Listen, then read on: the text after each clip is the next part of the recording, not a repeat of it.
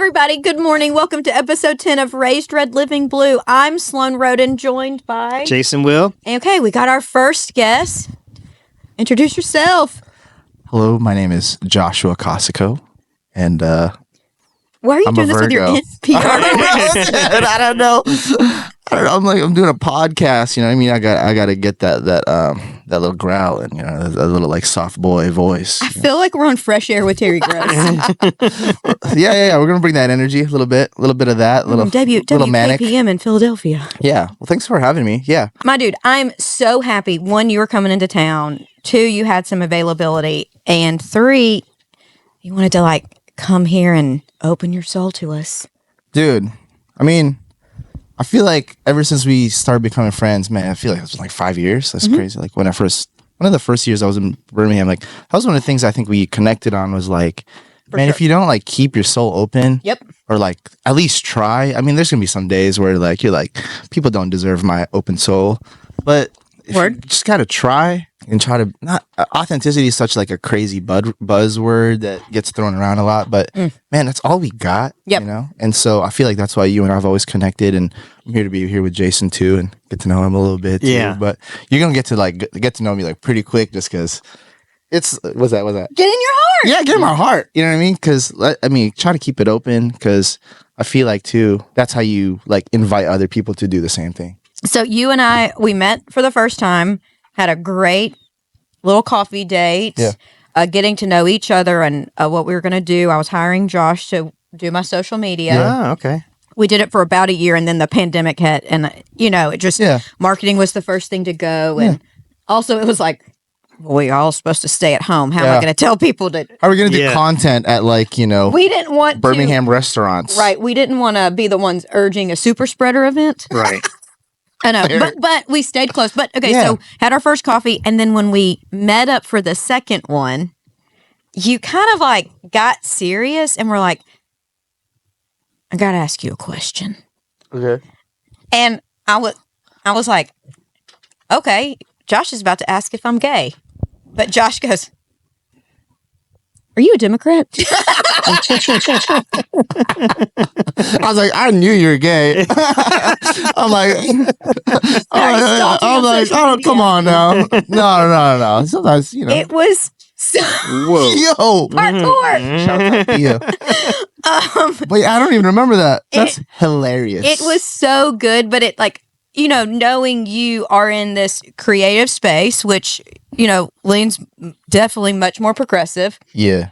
And like how we had to do in Alabama for so long, we just sprinkle little breadcrumbs of liberal ideas to see if, are you picking up what I'm putting down? And then are we going to determine we're a safe space? And that's what I was doing with you. Yeah. And you picked up on it. I think that, we'll get into kind of my lore, my little origin story or whatever. But I think especially in that time of, what was that, pre-pandemic 2019. So I had been in the city for about a year, maybe a year and a half at that point. God, that's not a long time. It's not a long time, but it's like what the biggest lesson that I learned about myself living here for those first like year and a half was like how much I required community, and like how much like that is such a big part of like our human experience. And there's so much out in the world that is like trying to silo us off, and so when I saw those breadcrumbs, I was like,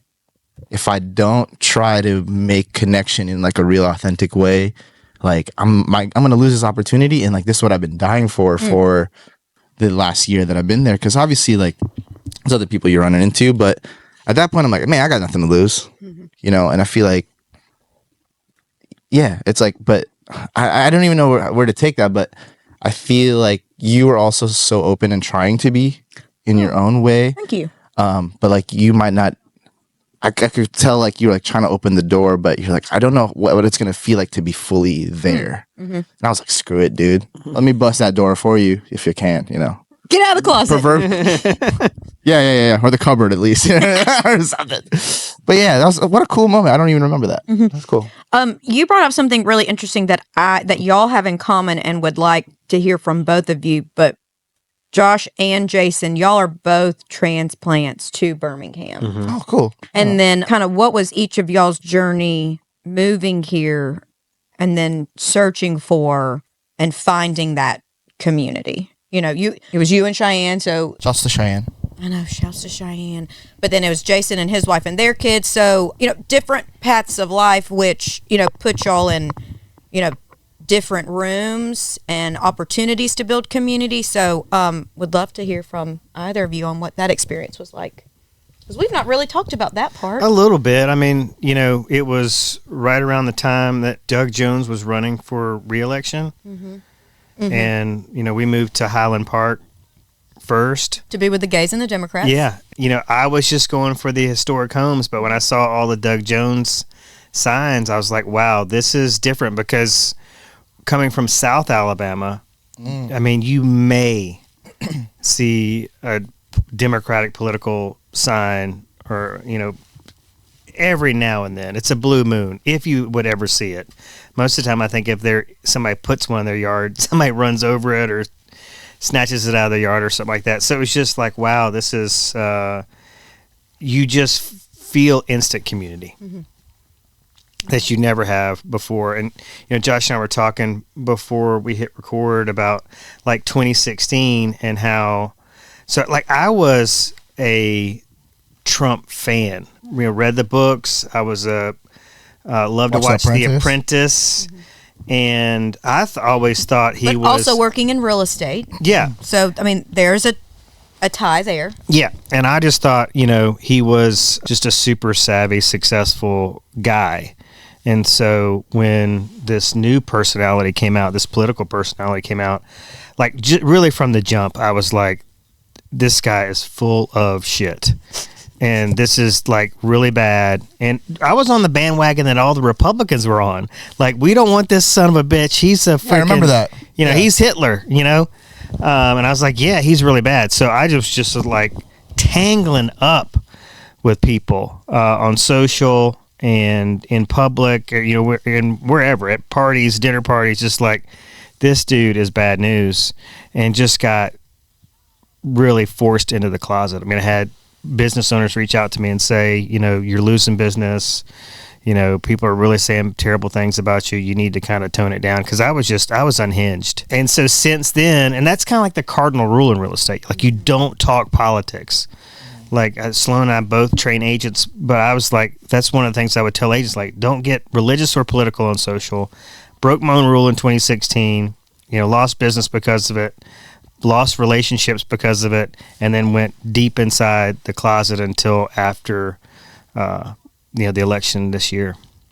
So just to be in a community where there are shades of blue is like, other than that, I would only experience it like when we love to go to Colorado and California.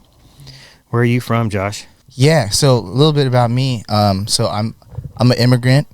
Moved here from the Philippines as a child and grew up, was raised in Sacramento, California. And so I lived there, went to school there, went to college there, worked my first like big corporate job there. Like every like life moment was there up until 2017 when my wife and I moved here to Alabama. About 6 months after Donnie T got inaugurated for the first time.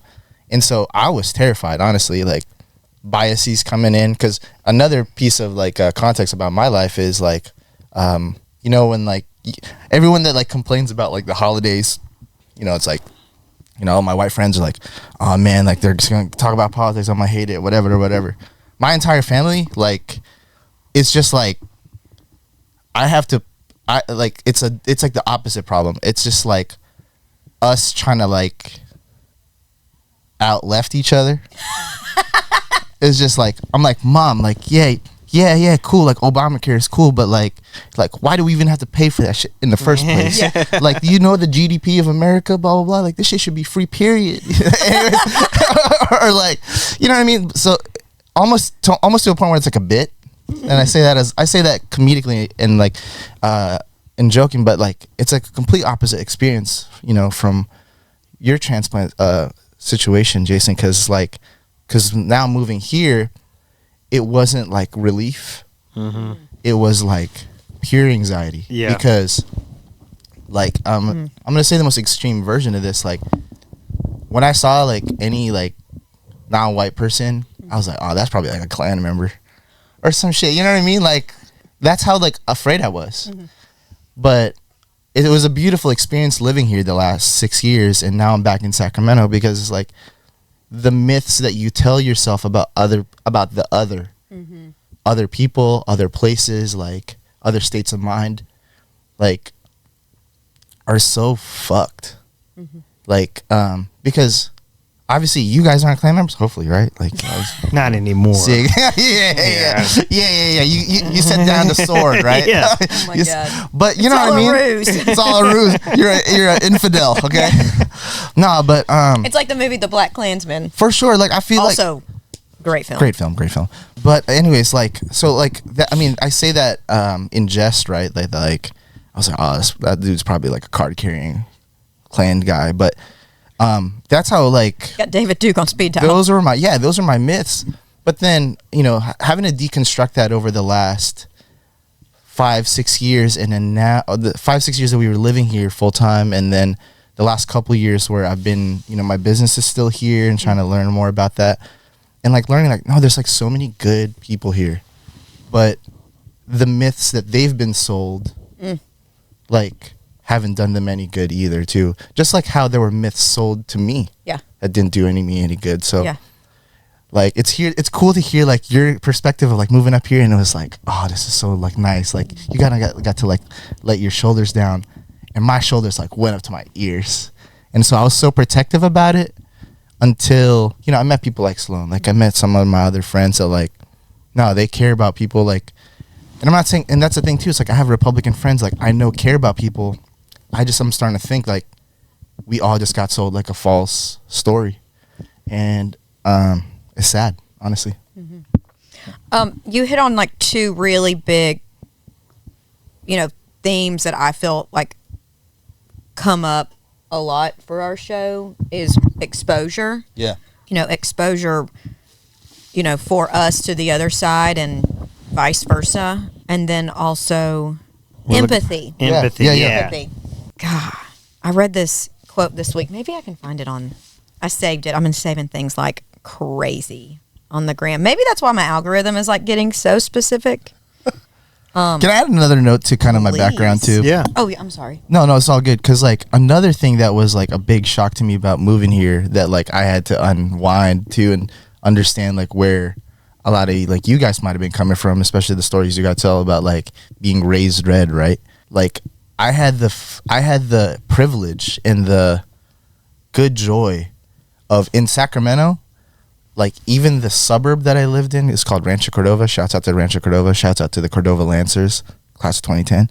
But like we had no majorities at our school. Yeah. In terms of demographics. So like 25% white, 20% black, like hella Asian people, hella Latino folks, like Hispanic people, like Latinx. I don't know what to say, but there's also like a bunch of like Eastern European people, like refugees, and so like the socioeconomic class is a little bit lower, but then moving here, experiencing like the great divide, not that's been like systemically placed between white and black people, was like insane. Like I couldn't imagine it.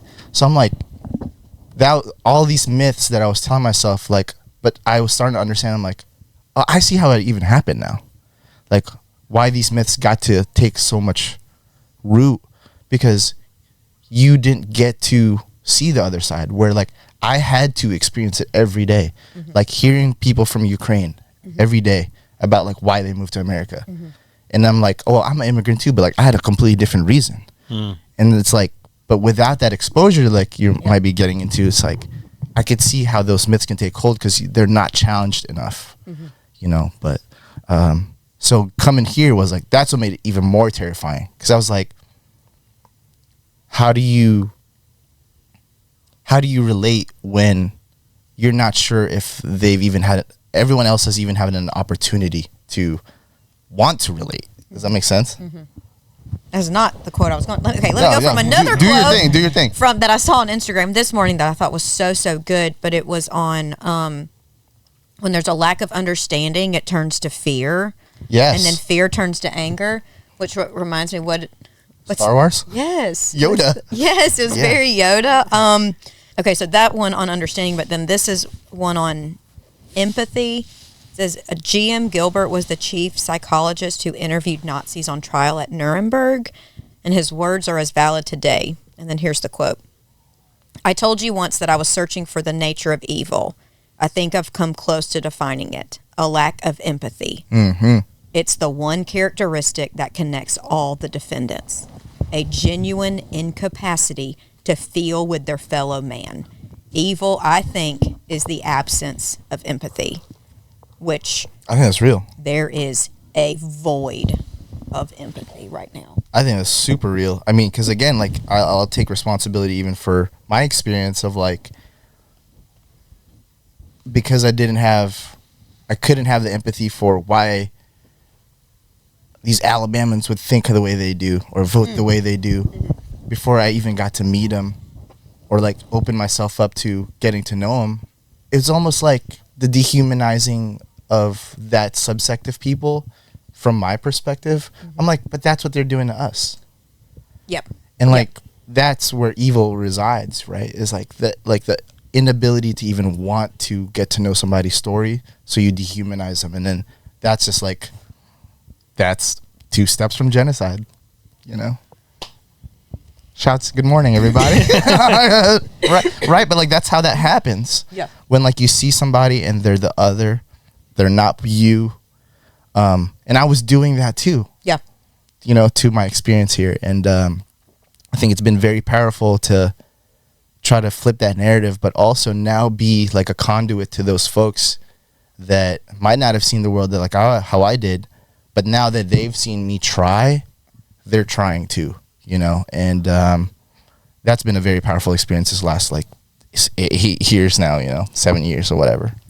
That's deep. Yeah, that's powerful. I love that. I mean, it hits on, which makes me feel good because I feel like these themes that you and I talk about, you know, are maybe not universal, but a lot of people are feeling them, and it goes to the importance of travel and being around different people and exposure to different things, and whether that's different regions of our country or in other countries throughout the world. Well, education is, I mean, they have really, I mean, this was brought up a lot during the campaign, and just about how, you know, blue dots are typically higher educated. I think just with that comes exposure. Mm-hmm. Where we took it too far was going, you're a fucking dumbass, you know, instead of you just haven't had the exposure that I have. It became like self-righteous. Yeah.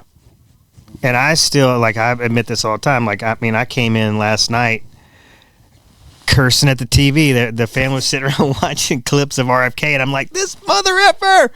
But this is another thing that's good about this podcast is because from my experience in 2016, I just like started shoving all this stuff down. I didn't say anything to really anybody. I didn't want to talk about politics. I didn't want to hear the word Trump. It's MAGA. And now it's just like all coming out because it just seems so obvious to me. Mm-hmm.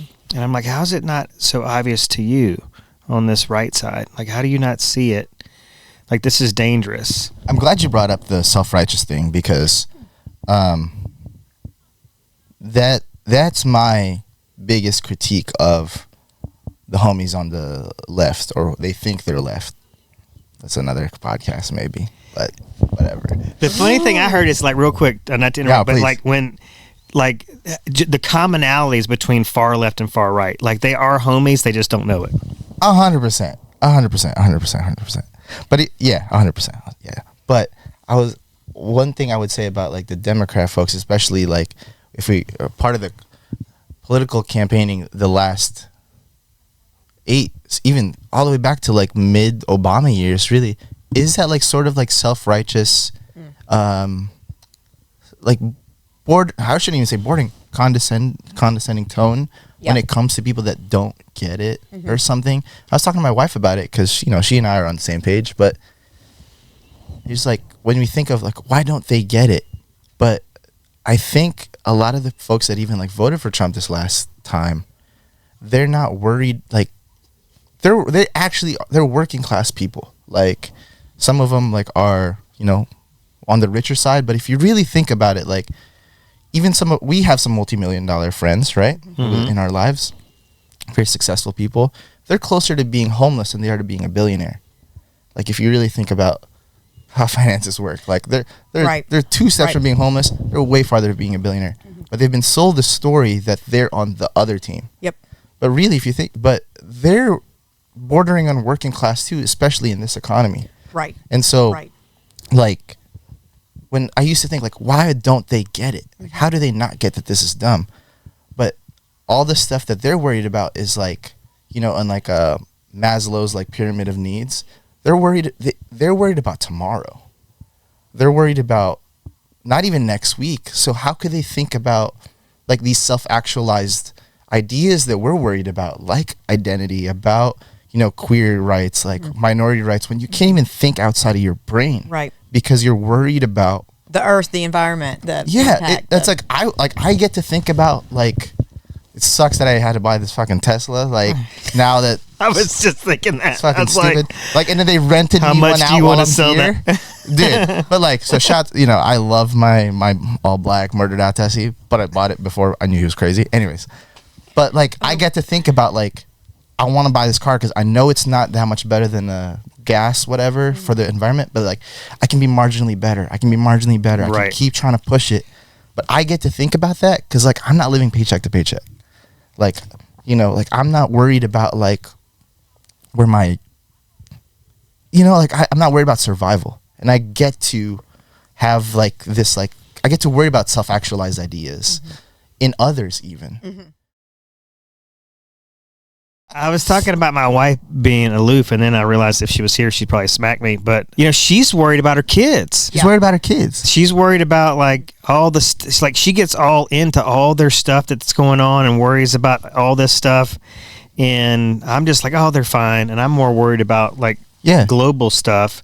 And we, like, I was driving to the airport, you know, a few months ago, and we got into just a little clash about this. And she's like, so like, you don't really realize what's about to happen. Like, I really got worked up. I mean, as you should. I mean, I thought we're headed for like civil war. I'm gonna have to take up arms. You know, I was really spiraling out of control. And she's like, so much for this great couples weekend that we're taking. Yeah, I feel you. It's supposed to be real romantic. Yeah, we're going to a gun range. You're gonna learn how to shoot. Got to protect yourself from these magas. Take me with you. But yeah, I mean, I think a lot of people, you know, just don't have the luxury of thinking outside their present circumstances. Like, and I think that's where my issue is with the condescension coming from the Democrats, and I won't even call them the leftists, the Democrats, because it's like, well, why don't you get it? Like, blah, blah, blah. Because, but also, what are you doing as a party to, like, materially improve these people's lives in the short term so they can think about people outside of themselves? Like, these people are like stressed about, you know, it's like such a fucking like buzzword right now, but it's like fucking eggs. Right. It's like I'm sure those people are good people, the people on the right, like these people that voted for Trump. I'm sure, like Trump said, that there's some good people on both sides. You know what I mean? Some good people on both sides. But like, how can you think about your queer pals in like an empathetic way when you're like genuinely worried about like making the mortgage next month? And I think there's a lot of those folks that like got sold that story, and one party's willing to lie and one party's not willing to. Yep. I think a lot of people on the right, their big thing is, well, what rights have you lost? And that's nuts. Yeah. It's like, I can have a fucking list. I have a list. Yeah. You know? Yeah. And it's like, it's one of those things, it's that privilege of, because you don't see it or you don't feel it like impact you personally, doesn't mean things aren't impacting others. 100%. So again, that lack of understanding that lack of empathy. And there are a few people that I absolutely love, like our other realtors that I have served with at various levels throughout the state, who I could call and they would drop and do anything for me. But because of their posts on Facebook, I have had to mute them. Yeah. Because I can't have that, you know.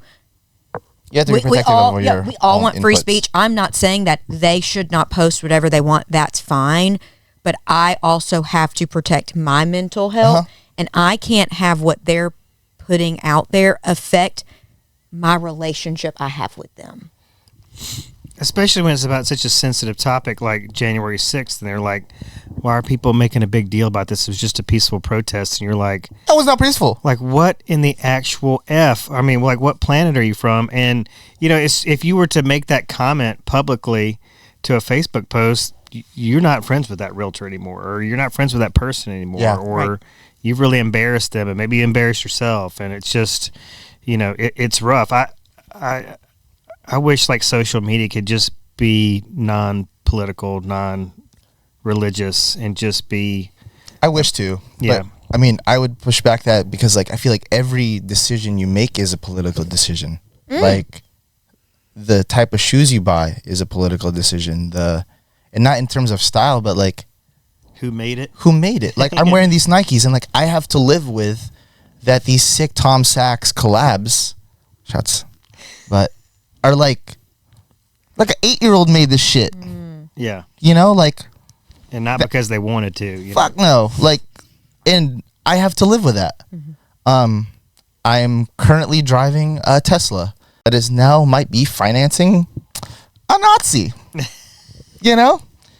Like, damn, but I can't sell it because then I'm going to be fucking under. Right. Like crazy. Right. But damn, it's sick. I love it so much. Speaking of Tesla, But- I will say we got Starlink at the farm. Yeah. You Because- kind of need it. Right, because the only other option was like 60 megabytes per Stupid. second DSL. Yeah. And you couldn't do No. like guess what? We had better cell service, so to stream something on the TV, I get it. we had to turn off our Wi-Fi. I get it. So it's like you live with these evils, but Yeah. but it's like to me it's illustrative of the point that every decision you make actually is a political choice, Yeah. like whether muting somebody. And I'm not Yep. trying to beat up on you, but Oh, no. like Not saying that muting at all. somebody, like that's a political choice Yeah. because you're muting yourself from an opportunity to, you know, combat that. But what's also valid is you gotta fucking live. Like you Right. also have to sustain your spirit so that you can fight another day, right? And I think that's the mistake. Is like, what a privilege it would be to be apolitical. You know, like to be like, and so I think I like hearing you guys. And I just met Jason, so if I'm sounding like a piece of shit, I'm sorry. But like, I want to, you know, or like kind of like fucking prescriptive for no reason. Like, I would encourage you guys to, you know, drink your water, get your sleep, because like Be like a plant. y'all are the folks that like people like me need to not get tired. Thank you, my friend. Like we need. Well, mostly think about it this way too. Like if this shit is affecting gay folks, right? Like these things will be affecting gay folks, and then me as a straight person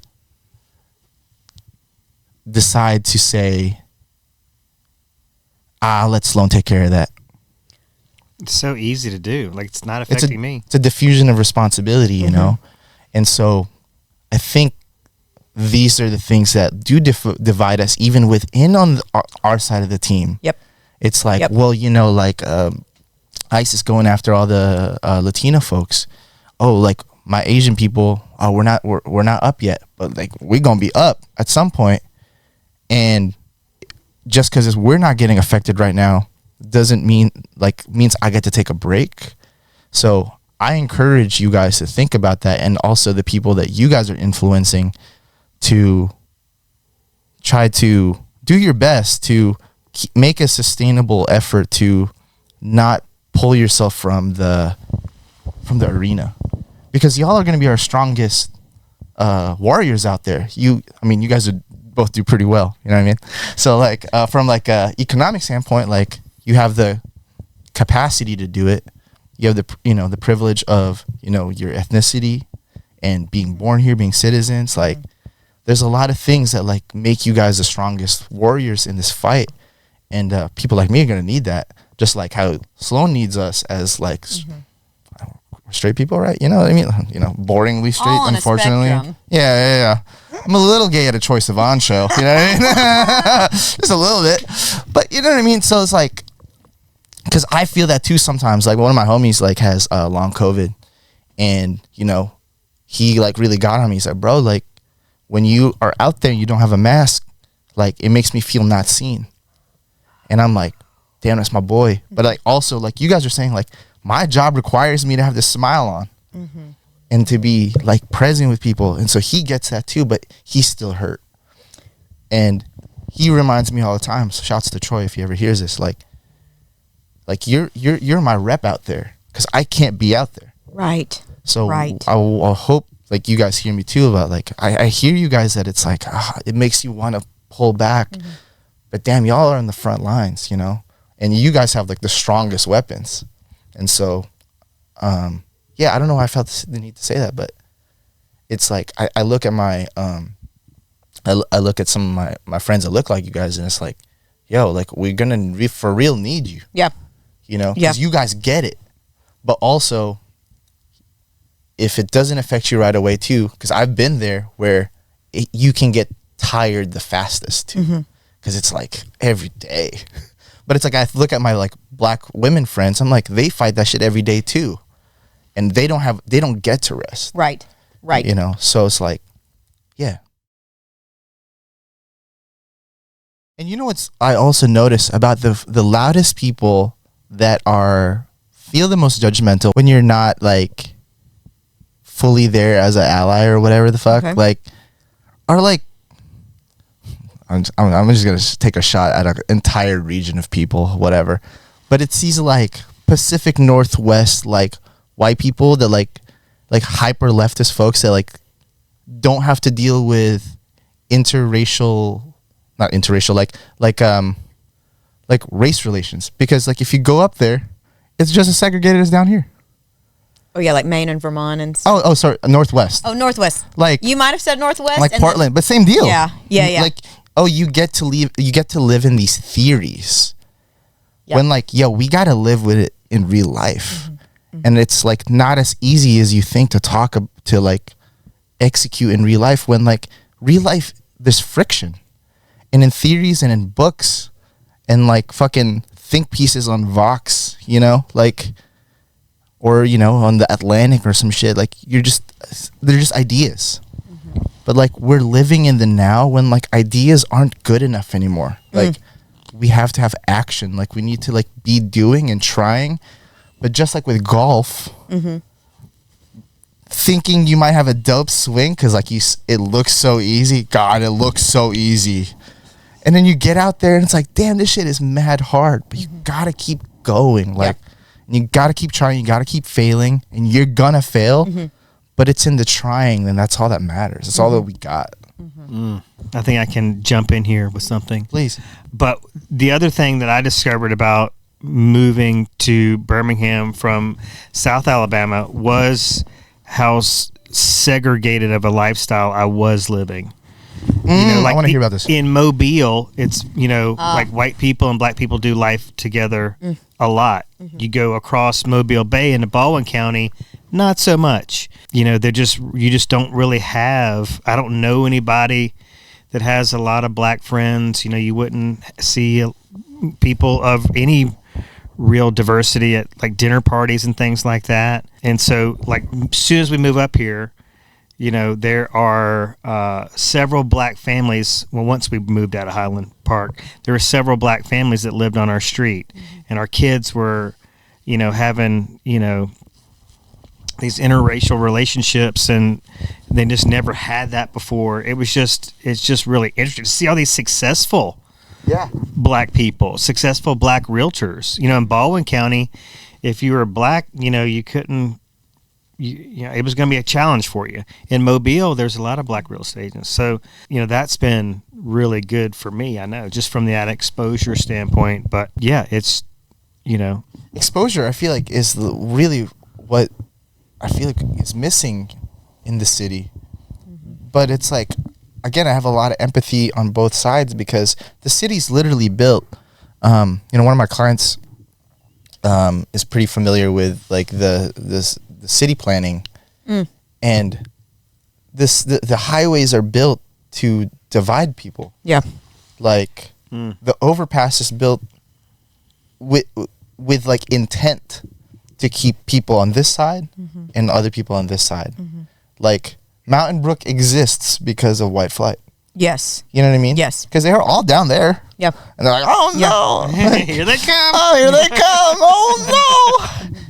But the city is built that way, and I'm not saying Birmingham is the only one with those ills. Right. Like that happens in Sacramento. There's where I really had to come to terms that like, Sac might, I feel like it's better, but like how much better actually? Because like Placerville, which is like 30 minutes from the downtown Sac, like has like one of like the big grand dragons or whatever of the Klan. Like houses like one of like the top leadership. You know what I mean? So I'm just like, how far are you actually from the crazies? Oh gosh, right. But all that to say, it's like there are things that have been built into the matrix of our environment that make it hard, that create the friction from these relationships to be built. But if you know that, if you're educated about that, now it's up to us to like put the hand out over that fire flame like fence between us. It's like, because now you got to try.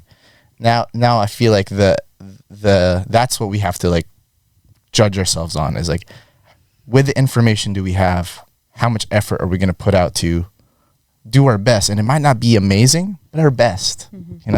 Well, I was just thinking, because it was the anniversary of there's been so many things going on this week. It's like news it's just coming at us so fast. But the anniversary of the Holocaust, and there's been a lot of coverage about that, and the survivors talking about what their mental state is now and what they're feeling. And they asked this elderly lady, like, they're like, what steps could we, like back then, what could have happened to prevent this? But what steps can we take now to prevent this from happening? Because there was some talk amongst these survivors about how, they feel like history is on the precipice of repeating itself.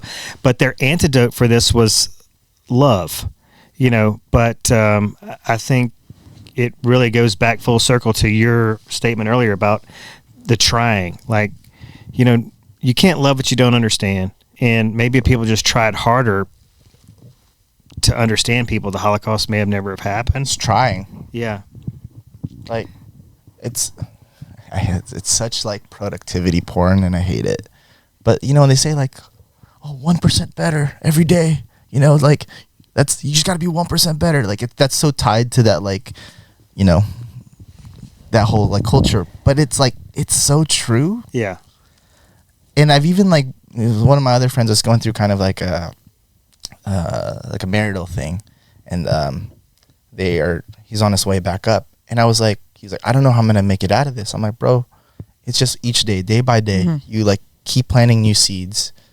And he's like, yeah, I guess 1% a day. And I'm like, bro, 1% a day would be crazy. That's actually like a lot. Yeah. Because what you're telling me in 100 days, like you're gonna be done. Bro, like break it down. 0.1001% better today. Like how do you eat an elephant? Exactly. Like one bite at a time. Not even one bite, like one cut of the knife at a time. Yeah. And like making that okay as like part of the progress, but not having the effort behind it, the trying, is where I think we talked about evil at the very beginning. The lack of trying towards empathy, lack of trying towards exposure. That's really, to me, is like the precipice of evil, where evil can begin to happen. Because then there's no, what do you call it? It's like Nazi Germany. It's like all the folks that just like turned a blind eye because they weren't getting pulled away. Yeah. It's like, oh shit, like fucking say something. I don't know. Right. Just question reality. But it's hard when you have people that you respect and admire So telling hard. you like this is okay. this is the right direction. Where So you know. hard. But I myself am just coming off a period of marital turbulation, and I watched a TikTok that was really powerful. The gist of it is like love is not enough, or being in love, or just being married is not enough. Everything Yep. takes work. Work. Yeah, so you got to put the effort in. You got to try. You gotta try. Yeah, I mean, Try to understand what the other person's perspective is. Shouts to one of my best friends. We've been best friends since second grade, and we had another friend that, you know, just it's been a real disappointment from a friendship standpoint. And he and my best friend from second grade, Steven, shouts to Steven Hong. We were talking about it. It's like, I think our other friend is so worried that he's not to where we are at in life, and like in terms of results. But it's like, yo, no, that's not actually what we're worried about. Yeah. We're worried that like you gave up, like that you stopped trying. And that's because, you know, Steven's not to where I'm at. I'm not to where Roger's at. And that's not what matters. But there's a whole sect of folks that like the respect comes from you're trying. And not even your best. I don't care about your best, dude. Like, are you just because my friend Megan always reminds me, your best looks different every day. Yep. Like some days it's 10%, some days it's 150 because like, you know, you just drank like a monster or some shit. But like, it's just like those little pebbles you throw into the pond every day. But once you stop throwing those pebbles, man, that's where shit gets sideways. Yeah. That's where it gets shit sideways. So, you know, again, going back to you guys, like, I really want to encourage you, like, don't stop. Like, you know, Jason, I know you've like shared like a little bit of like concern about like, oh, what's it gonna do for my business and stuff like that. But man, like, you're gonna find your people like out here, and they're gonna buoy your business for real. Like, I talked to Sloan about this too. Remember when you first started like your media stuff? Like, you're gonna scare some people, like for real. But man, to like, at least for me, and I can speak from a point of privilege because like my work doesn't necessarily require me for volume or whatever.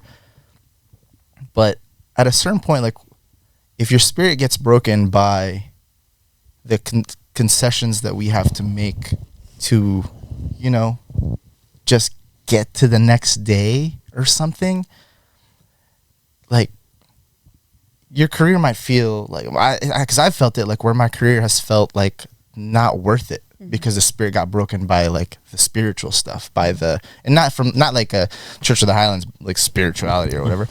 But Jason and Sloan didn't say that. I said that. Oh my God, that's so funny though. You know, but or Islam or Buddhist. That's not what I mean. But like, you know, your true like spirit on the inside. Yeah. Like, to me, I feel like it'll carry you through if like you really get to be you. You know, you don't have to repress your thoughts or like. And it's, again, I come from a point of privilege of like, I'm 6'1", I'm like decently looking, and you know, like I'm well educated or whatever, and I'm charming as hell, and so I can like figure it out, and some people might not be able to, but again, you just got to try, and try from a place of, this is me, and everyone that wants to get on this bus is going to be for me, because what's not for you was never yours anyway. You know?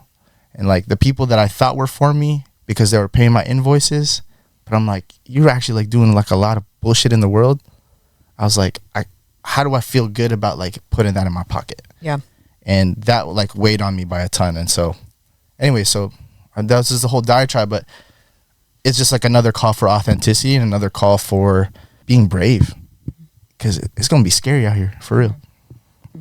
I love the simplicity of the conversation, because, you know, we're talking about like self-help and all, you know, that world. And, you know, I've heard this so many times, like, there is no try, there's only do. Well, I just think that could be an anthem, you know, for your days. Like, I'm just trying. I'm trying to understand where you're coming from. I'm trying to try to be a better person. There's a lot of people, I already know this of myself. You know, I could be doing more good in the world, or, you know, it's like casting stones without having your shit in order. Yeah. I see that a lot. It's like, man, you don't treat your wife so well, you know, or you don't spend a lot of time with your kids, or like, I think we could all just do a little self-reflection and go, before we just start condemning everybody to hell, let's get our houses in order and see what kind of relationship.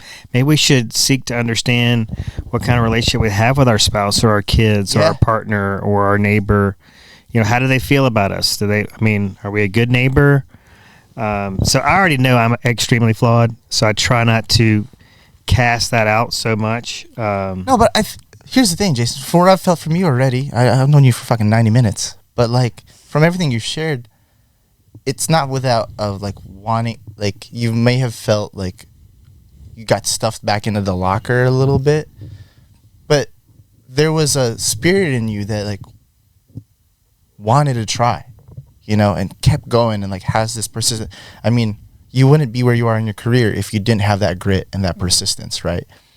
And so it's like, I think I guess what I'm trying to say is, like, for me at least, sometimes I get worried that, like, oh, I'm not doing enough in the world. Like, I could have gave more money, or I could have been more involved in this board, or blah, blah, blah, or, like, fed more homeless people or whatever the fuck. But it's like, at the end of the day, if, like, we're affecting the 1 or 2 concentric circles around us, those little pebbles, like you said, like, if we can just get our house in order, it reminds me of a saying, like, one of our, Aaron, shout out to Aaron, like, one of our old coworkers, Marina, she and I would always tell each other, like, how you do anything is how you do everything. And, you know, like you're saying, like, if our house, if the folks that we directly affect right here, like, start to feel the empathy that we want the world to see, those are the pebbles that will go outward.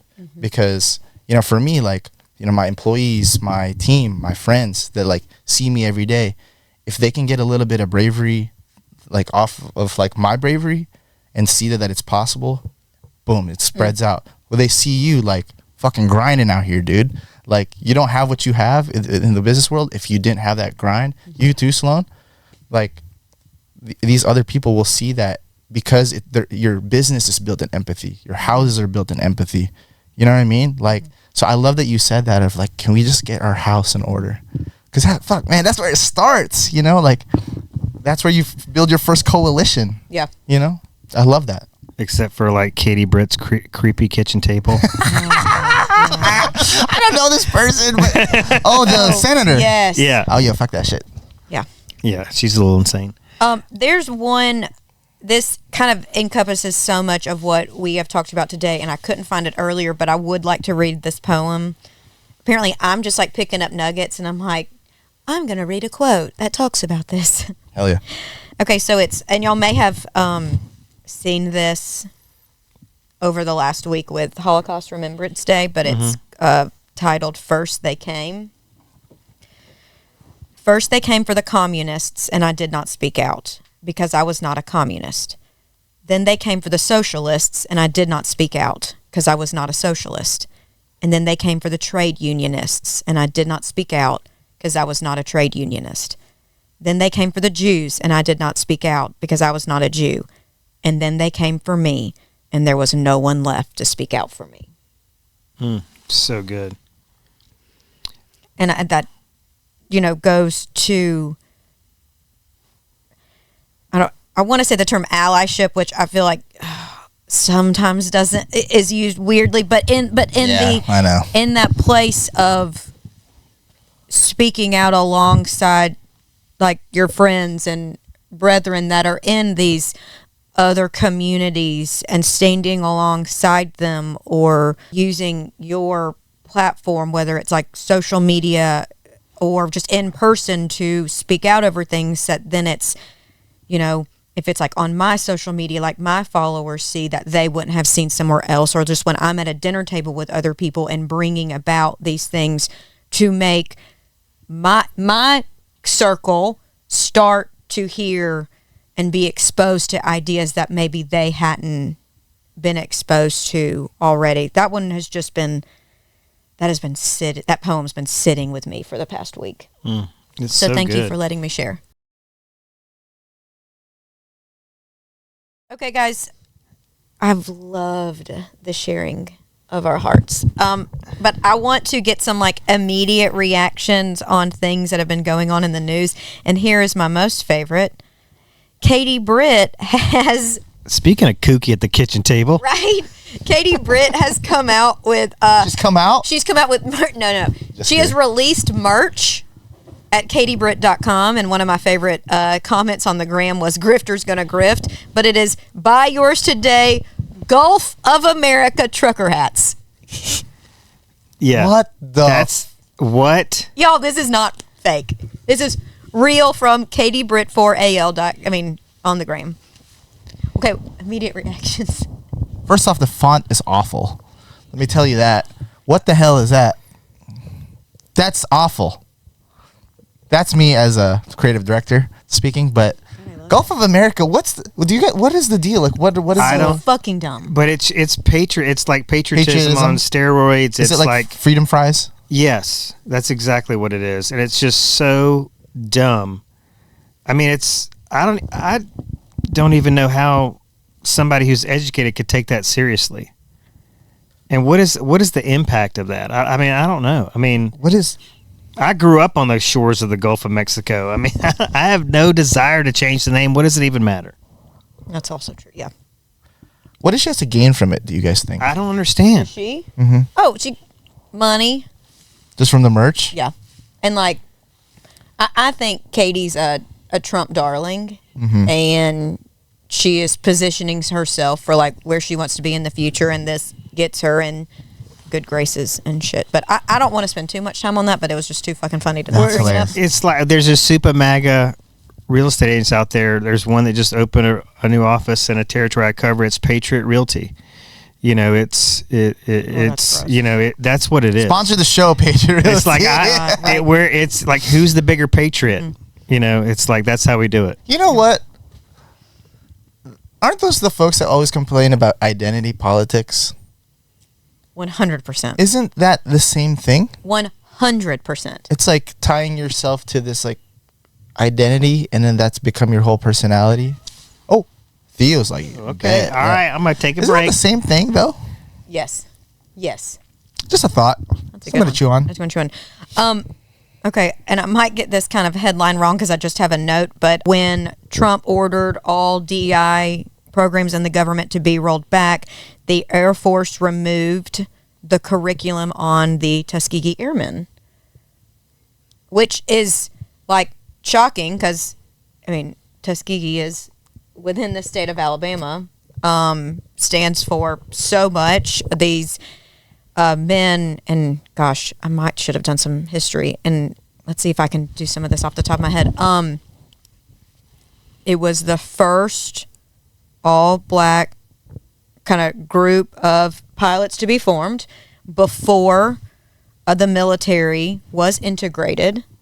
So it did, I think I listened to a great episode of The Daily on this. And it was talking about, you know, the D, the E, and the I of how, like, what the Tuskegee Airmen stand for, and like how it plays into all of this, and how they are national heroes. And just like, were not fully considered citizens at the time that they fought and died for our country. And then, of course, Katie Britt, being a senator from Alabama, raised Cain about it, as she should have, as this affects our state. And Hegseth was like, "We gonna get right on that, honey child." And then, that's probably not how Hegseth talks, but I thought about it. And then the Air Force reinstated it, but the term that was used was like malicious interpretation, or like you took that too far. Like, you took what we said too literally. Oh my God. I think Hegseth would refer to Katie Britt as sweet tits and not honey child. I don't know. I would not talk. I don't know. Have you seen Wesley Britt? He could put a smack down on anybody. Roll Tide. Former Alabama football player. Yeah. I can't speak too much on that just because I'm not as familiar with the history of it. But, I mean, even just the rollbacks in DEI, I think, is diabolical work. It's insane. Again, it just goes back to what we were talking about before. It's like a lot of the folks are like, "Oh, I'm just so glad, like, I'm not going to have to compete with blah, blah, blah." And I'm just like, Oh, so you're excited to like continue to be mediocre? My reaction was like, well, then be better. Yeah, it's like, okay, that's cool, but like also it's gonna come for you. Yes. You know, because like if you really think, I mean, this goes in within like, actually maybe I shouldn't speak on this. I'm not as educated on it, but yeah, it'll come for you. So, you know, roll it back all you want, but at a certain point, like the extreme version of this is like they're gonna figure out who's white. You know, Yep. There's times where like Italians were not white people. You know, Right. So like you keep pulling it back. So, y'all gonna get caught by the wave. I love that point that you've made this podcast and several times about how it's like your number's going to get called at some Yep. point. Yep. I love that. The last thing I want to hit on is all of these private entities and businesses that are coming out either saying like we are rolling back DEI programs or we are going to keep them. I think the biggest one in the news that lots of us on the left are getting behind is Costco. Shouts to Costco. So like, fuck yeah, Costco. Shouts to Costco for these big ass bottles at Topo Chico. Shouts to that. There are lots of comprehensive lists on the gram, but I mean, safe places now to shop for us libs include like Nordstrom. Shout out to Nordstrom, Ulta. I've not heard anything about Sephora, but they are a sponsor of the 3x3 Women's Unrivaled League, which is 50% gay. So like, they gotta be legit. Hopefully. Yeah. We'll see. I thought Target was cool, but you know. Right. And then the big thing with Costco, and I saw this on Instagram, and I'm trying to like see something on the gram and then go Google and find out more about it. And it was the Costco buy-in led by Reverend Al Sharpton. And if my first comment was like, if Reverend Al is there, like, you know, you're in the right place. And so he led 100 people, and they went to buy items at Costco to show their support and thank Costco for standing with these DEI programs.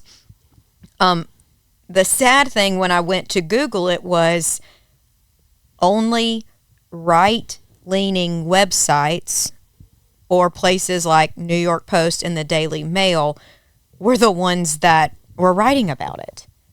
And I was like, this is the shit that like we need to be covering on our side of like good people doing good. Talking about. And we're not MSNBC, AP, CNN. You know, I couldn't even find like a local, nothing on NPR. I couldn't find a local NPR affiliate, a local New York, a publication talking anywhere near about it. I did read the Fox News article, and surprisingly, like, it was pretty concise and to the point, and seems like it shared the facts as they happened. I didn't, you know, detest any ill will other than like their ill will towards Reverend Al Sharpton directly. That's crazy, man. Yeah. Only strong journalism on the right, huh?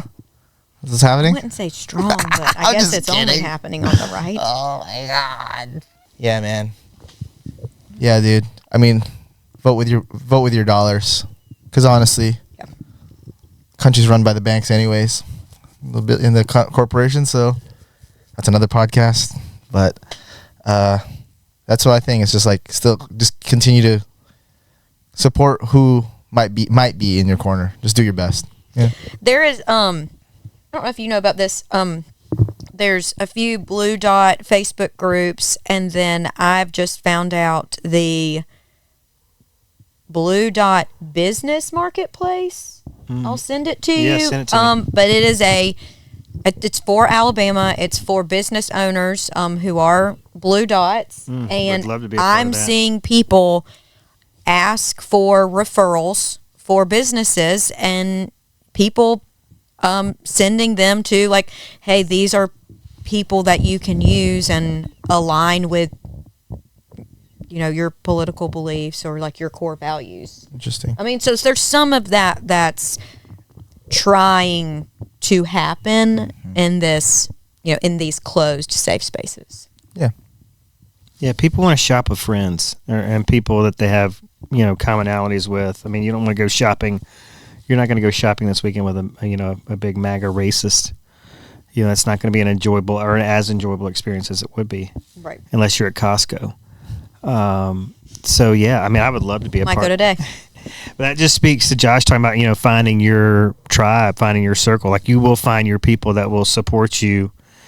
It's sad too, because I think we could make a valid argument about like not trying, like, the environment is fucked. The oil industry is going to win. Planet Earth's going to lose. Everything, the whole world's shifting far right. So let's just, put on our MAGA hats and, just get fucked up and just have a party. And nihilism. Okay, speaking on the environment, last week I listened. One of last week's episodes of The Daily was about rolling back of the environmental protections, which can possibly roll back the vouchers and credits for American automobile makers who are investing in EVs and those technologies. And it sounds like the automobile industry in America is not for that. They are going to be combating it because for years they have been investing in new infrastructure to be able to make these vehicles to then meet the demand of not only the U.S. Our demand in the U.S. is lagging. They're also working to meet the demand internationally for these EVs. And I'm thinking, and this goes to the rollbacks of wind power and solar power. Like, how is pivoting and being an early adopter in business a good thing, but we don't want to do it in our government? But think, if we in America are the first ones to create and license some of these things, like let's say it's wind turbines, and a senator and the governor and the business council, or whatever the alliance, that they come together and do a private public partnership to incentivize a company to open a plant in their region, in their jurisdiction, that increases jobs for that area. Then if we license it and they're using it in other parts of the United States, as well as other countries start buying this product to increase their clean energy, that helps our exports as a country. So like, there are things people preach, bitch, yeah, preach. so like, Come on. it makes no sense to continue to be in the pockets of the oil industry, and that's not even going into. Let's go, Sloan. We have more oil right now than we know what to do with. Drill, baby, drill. So let's get off of that at all. But I think the American automobile industry is going to have a really big problem, and this is one time their lobby needs to get together and do some hard shit in Washington. But Tesla, Elon, he's like, these rollbacks of these vouchers, they're going to hurt us, but they're going to tank them. Therefore, I still come out on top. Nuts. A little sinister. Nuts. But that was an interesting take I took from that 100%. podcast. And it's like, there's opportunities for these public officials to help their states. Like, there is no reason West Virginia should still be relying on coal. Well, look at this. All right, so whether you believe in climate change or not, so like this is one of the things that triggered me when I saw this fascist press secretary get up and start. One of my first experiences of her was her, denigrating the media and journalism, but also she was talking about the Green New Scam. So my question to these people is, like the Green New Deal. Yeah, like it's all a bunch of bullshit. It's just fluff. It's it's not going to help in the environment. It's not going to create new jobs. It's just a scam, a left-wing scam. I'm thinking, let's do some research. Let's expose ourselves to how many people's health or is impacted or lives are shortened by pollution. Mm-hmm. I mean, it's a real thing. I mean, when you say drill, baby, drill, it's like, let's fuck up the air even more. It seems these people did not grow up on Saturday mornings watching Captain Planet. Which is very, very sad. All right. Josh, thank you so much for taking time out of your short trip here in Birmingham to spend it with us. Oh my gosh, I wouldn't have missed it for the world. Like, I think it's I'm very honored to. First off, I'm very proud of you both for, like you guys talk about, like there's a lot of trepidation behind even speaking out for your guys' beliefs here. There's a lot of risk involved too. So I'm really proud of you guys both for like taking this first step and like creating this platform to even talk about these topics in your guys' little circles. And I'm honored to be a part of it. Hopefully I scared some people today.